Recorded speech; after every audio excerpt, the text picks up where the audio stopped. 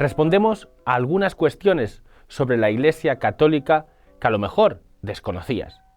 Primero, ¿cómo se financia la Iglesia? La Iglesia Católica no es una entidad centralizada en materia económica.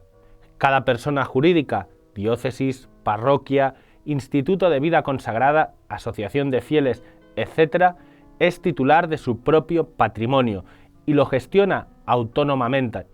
Cada cual obtiene sus recursos como puede, de acuerdo con el derecho canónico y el civil.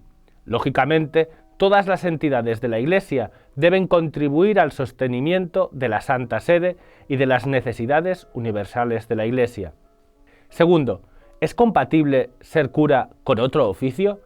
La Iglesia prohíbe a los sacerdotes, si no cuentan con el permiso de su obispo, el ejercicio de cargos públicos civiles, el desempeño de actividades políticas y directivas de sindicatos, la administración de bienes y la práctica de la negociación y el comercio. Hay otras actividades teóricamente compatibles con el carácter sacerdotal, aunque en la actual situación de escasez de vocaciones parece más bien raro que un obispo juzgue oportuno distraer fuerzas de la actividad pastoral. Tercero, ¿hay mujeres sacerdotes en la Iglesia? Todos los fieles cristianos, hombres y mujeres, participan del sacerdocio de Cristo, mediante el sacerdocio común, y son iguales en dignidad, pero solamente los varones bautizados pueden recibir válidamente la sagrada ordenación. Jesús eligió a hombres para formar el colegio de los apóstoles, y estos hicieron lo mismo cuando eligieron a sus sucesores. La Iglesia se reconoce vinculada por esta decisión del Señor. Cuarto, ¿para qué sirve un papa? Para ejercer el ministerio de la unidad, que Jesús confió singularmente a Pedro. Es garantía de la unidad de la fe y de la comunión de la Iglesia, en medio de la inmensa variedad y pluralidad del pueblo de Dios. Quinto, ¿cómo se puede llegar a ser papa?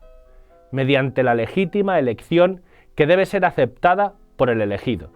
Si el elegido no fuera obispo, habría de ser ordenado inmediatamente. La elección corresponde a los cardenales. 6. ¿Manda el Papa sobre todos los cristianos? La jurisdicción del Papa se extiende sobre la totalidad de la Iglesia Católica, es decir, la Iglesia Latina y las iglesias orientales unidas a Roma. Fuera de estos límites, la autoridad del Papa puede ser, y lo es en muchos casos, de índole moral. 7. ¿Con quién se confiesa el Papa? El derecho de la Iglesia reconoce a todos los fieles el derecho fundamental a confesarse con el confesor legítimamente aprobado que prefiera. No hay norma especial para el Papa, que es titular, obviamente, de este derecho, como fiel de la Iglesia que es. El Papa puede acudir a cualquier sacerdote que tenga facultades para confesar. 8. ¿Qué diferencias hay entre los protestantes y los católicos? Entre los protestantes hay una gran cantidad de comunidades eclesiales diversas y no pueden ser tratados como una única realidad. Todavía nos separan diferencias de fe a protestantes y católicos, pero es mucho más lo que nos une: la fe en Cristo, el bautismo, que nos hace a todos hijos de Dios y hermanos en el Señor. 9. ¿Es el Islam tan diferente del catolicismo? Sí, es radicalmente distinto, porque el Islam ignora el misterio de la Trinidad. Dios es Padre, Hijo y Espíritu Santo, tres personas distintas en unidad de naturaleza divina, que es el misterio central de la fe y de la vida cristiana. Pero la Iglesia mira con afecto a los musulmanes, que adoran a Dios, creador del cielo y de la tierra, veneran a Jesús como profeta, honran a María y aprecian la vida moral. 10. ¿Qué función tiene la curia eclesiástica?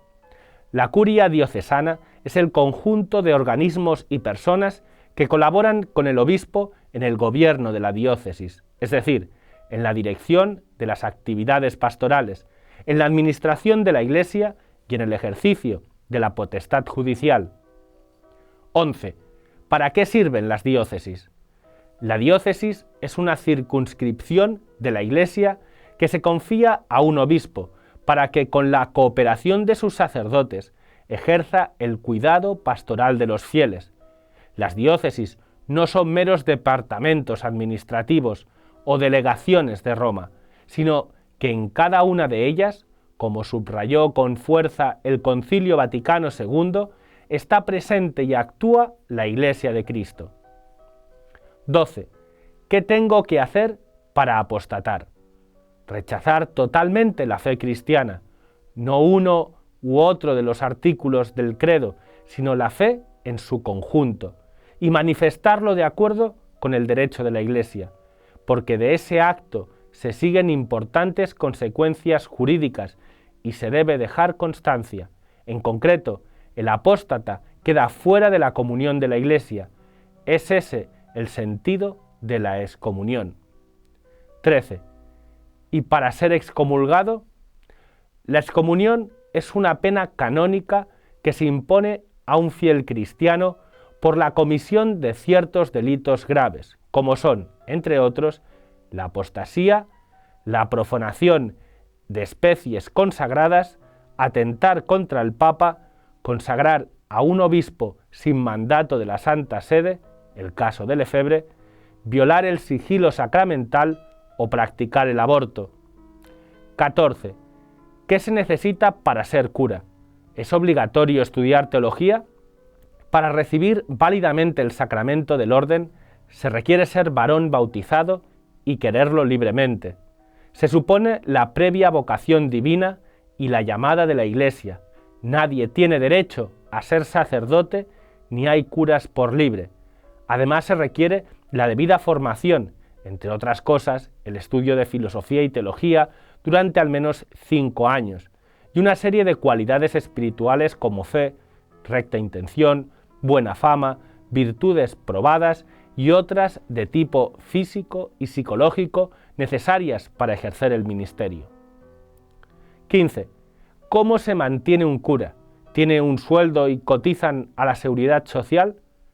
Los sacerdotes suelen recibir una aportación mensual fija para su sostenimiento económico por parte de la diócesis o de la parroquia en la que ejercen su ministerio, que suele oscilar, según los lugares, entre los 700 y los 900 euros.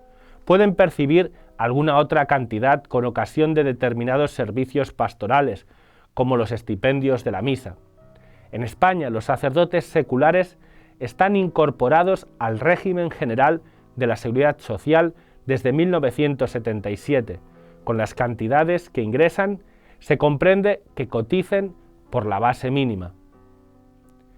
16. ¿Existe oficialmente el rito del exorcismo? ¿Qué se requiere para hacerlo y en qué circunstancias se aplica? Jesús practicó el exorcismo para liberar a algunas personas del demonio y para constatar la venida del reino de Dios a este mundo. La Iglesia ha recibido de Jesús el poder y el oficio de exorcizar. En el bautismo se practica una forma de exorcismo como parte del rito. Además, algunos sacerdotes pueden practicarlo cuando es necesario con permiso del obispo, asegurándose de que es un verdadero caso de presencia del maligno y no, por ejemplo, algún tipo de enfermedad. 17. ¿Cuál es la postura oficial de la Iglesia ahora mismo respecto al purgatorio y al infierno? ¿Existen? La existencia del purgatorio es una verdad de fe que la Iglesia reconoce a partir de una serie de textos de la Escritura que hablan de un fuego purificador, así como también de otros pasajes referidos a la necesidad de orar por los difuntos para que se purifiquen y alcancen la salvación. Sobre la existencia del infierno hay un apoyo claro en la Escritura. Jesús habló repetidamente de la gehenna y del fuego que nunca se apaga, reservado a los que hasta el fin de su vida rehúsan creer y convertirse. 18. ¿Puede ir al cielo un no cristiano? Efectivamente, Cristo murió por todos y desea salvar a todos, toda persona que, ignorando el Evangelio de Cristo y su Iglesia, busca la verdad y hace la voluntad de Dios según Él conoce, puede ser salvado. Se puede suponer que esas personas habrían deseado explícitamente el bautismo si hubiesen conocido su necesidad. 19. ¿Cómo y por qué se convoca un concilio? La convocatoria de un concilio ecuménico o universal corresponde libremente al Papa, porque el derecho no establece que se celebre en momentos o circunstancias determinadas. En el concilio ecuménico se ejerce de modo solemne la potestad del colegio episcopal, que está formado por todos los obispos junto con el Papa. Pero la reunión del concilio no es estrictamente necesaria para el Papa, que puede ejercer su potestad suprema siempre junto con los obispos, aunque éstos se encuentren dispersos. 20. ¿Existe otro órgano que permita adaptar la moral católica a nuestro tiempo? La preocupación de la Iglesia no es tanto adaptar la moral católica a nuestro tiempo, sino adaptar nuestro tiempo a la ley de Dios. Los mandamientos expresan deberes fundamentales del hombre hacia Dios y hacia el prójimo, y son básicamente inmutables, valen siempre y en todas partes. Sí que cambian las circunstancias sociales y hay que adaptar los mandamientos a esas nuevas realidades, y también hay que adaptar el lenguaje y la sensibilidad para entender más y explicarse mejor. Y hasta aquí algunas cosas que quizá no sabías sobre la Iglesia Católica. En la descripción de este vídeo te hemos puesto un enlace donde irás a nuestra página web y te podrás descargar un PDF con este artículo para repartir a tus amigos, familiares que no puedan acceder quizá a este vídeo por otro medio.